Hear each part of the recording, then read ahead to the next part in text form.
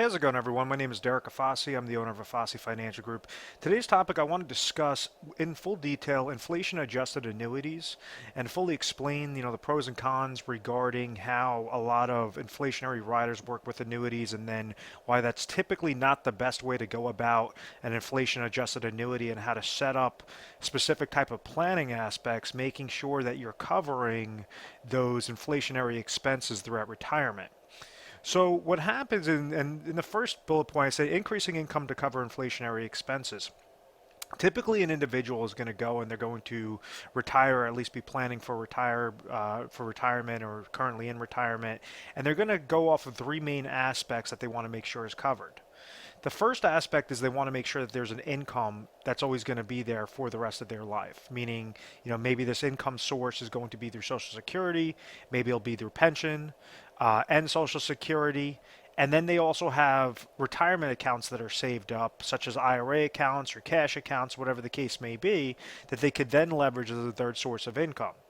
So when someone's doing their plan and they're trying to incorporate, okay, these are my expenses currently, well, many times what's missed is the individual does not properly plan for the inflationary expenses, such as, groceries or, food or different things that are going to constantly increase each and every year, saying, a car in the 1990s was a lot cheaper than a car today. A gallon of milk in the 1980s was a lot cheaper than a gallon of milk today. So that increase in cost is known as inflation, and you have certain expenses that an individual might have fixed expenses, or they might have that inflationary expenses that many times are missed out in a plan. And one of back to the three main things that make up that incorporate a retirement plan, a proper retirement plan for peace of mind, is that lifetime income stream. The person has some sort of emergency money, and then the third aspect is covering that inflationary, those inflationary monies. Many times an advisor would go and they'll say, oh, the inflation, we'll just make sure to grow your money, and then, the problem will work itself out. And I've mentioned in other videos, I've mentioned in other content that, you could have your money invested in the market. You could have your money going up whenever the market goes up, not losing whenever the market goes down, but that still doesn't cover a concrete plan for inflationary expenses.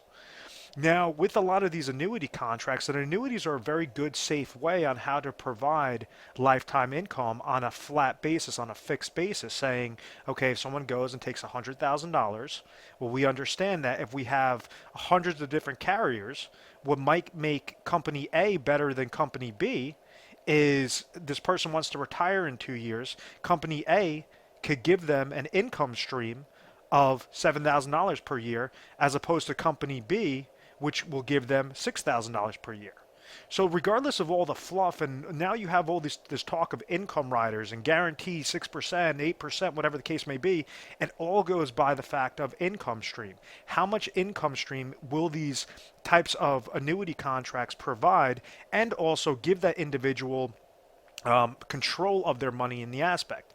What do I mean by that control? And this is kind of taking a step back, but the generalities of annuities and a lot of reasons why they were first implemented was to provide somebody would pay an insurance company a lump sum of money, and that insurance company would then provide them lifetime income for either them or their spouse, for that person or him and his spouse, or her and the spouse.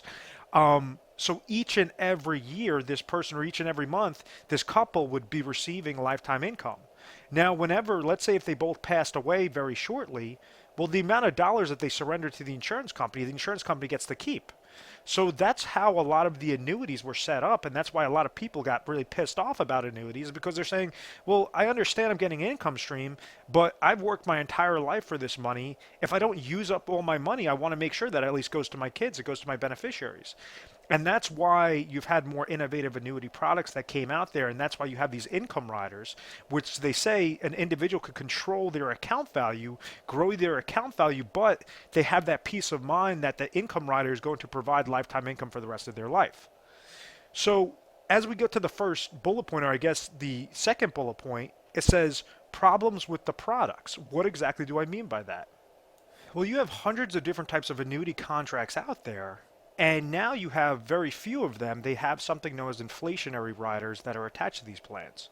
And there's a lot of smoke and mirrors. I always use that term smoke and mirrors because these insurance companies are very smart. They use actuarial tables. They know this data to the decimal point on exactly how they could make a profit. And I always say that there's niche criteria, there's niche companies that an individual could go and leverage the correct income stream for their specific situation and provide that lifetime income stream. So what you have now is this more of a fluff, what I've noticed. I haven't really seen too many attractive inflationary protected contracts with an inflationary adjustment rider.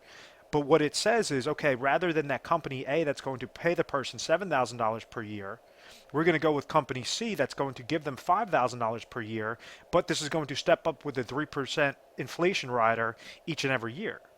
So yes, you're going to be protected with inflation, but you're giving up $2,000 worth of income just to get that extra benefit. So there's going to be X amount of years before there's a break-even point of going with this, which is a flat payout, versus this that's an increasing payout. So that's a problem in my eyes because I want to try to show you ways on how you get the most amount of income so that you're producing that flat level income. You're taking the smallest amount of dollars possible and placing into these annuity contracts because it is necessary to have that lifetime income stream, to have that peace of mind each and every year. This third aspect is rather than say, okay, play the guessing game with inflation and just worry about that whenever it happens. We try to set up plans, and this is something proprietary. We set up a concrete plan through a retire sharp planning system that steps up in income each and every year. So every few years, you'll have a bump in your income. You'll have a bump in your income. You'll have a bump in your income.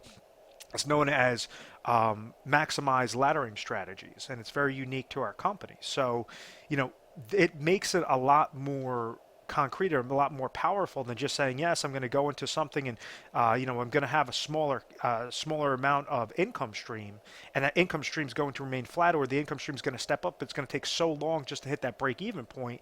That's where individuals have problems with these types of contracts. And yes, they're still being provided an income stream, which is fine, but they're just not able to leverage their dollar the most maximized way. And it goes by where you live, it goes by what are the offerings, and then what makes us unique is we're able to siphon through all those top carriers before we're giving you the best recommendations. And it's not just one product, but it's multiple products, it's multiple strategies to make sure that it's going to correlate exactly to your expenses. And we're going to cover the fixed expenses and then those inflationary expenses, which are most important for the concrete plan. So that's why I have down here, it says income, emergency monies, and inflation protection. We want to maximize out that emergency monies. We want to maximize out those fund monies that I like to call it, meaning that that's the money that you could risk. You don't want to go into accounts and just play this guessing game with mutual funds because it hasn't worked out for seniors properly, especially with the volatile market conditions that we've been seeing. And it's because when an individual goes into a variable account, they're paying fees within that account. They're paying either advisor fees, mutual fund related fees, 401k related fees. So those are already negatives that are going against their account. And then there's no guarantee if the market goes down, let's say it drops 20% in a given year. Well, now that person, that mindset is completely shifted because now they have to incorporate that 20% loss into their plan. So we have clients that have millions of dollars and they're still freaking out because of the fact that they're terrified that a market loss is going to occur like it did in 2008 with the 57% drop. And time again, it's because of these downward market shifts that do not allow an individual to properly retire. Typically, the happiest clients I have is somebody that has Social Security income, pension income, and they really understand what their expenses are, to the 10th degree. And when they understand those expenses, maybe Social Security is providing them $30,000 a year, maybe pensions providing them another $20,000 a year, but they want to have a comfortable $60,000 per year of income. Well, with that gap, we understand that there's a $10,000 gap. So what we want to do is place the smallest amount of dollars possible, but as much as necessary into these types of plans to provide not only the flat income stream, but then we have certain criteria met, certain laddering strategies set up to have that inflationary protection. And that's how a proper plan is set up. And that's how an individual is able to properly retire and spend their retirement dollars with confidence. It's because they could spend money like it's water, like it's going out of style, because they know that the next month a new paycheck is coming in there. So it's It's simplistic planning, but you have to make sure that it's set up the correct way.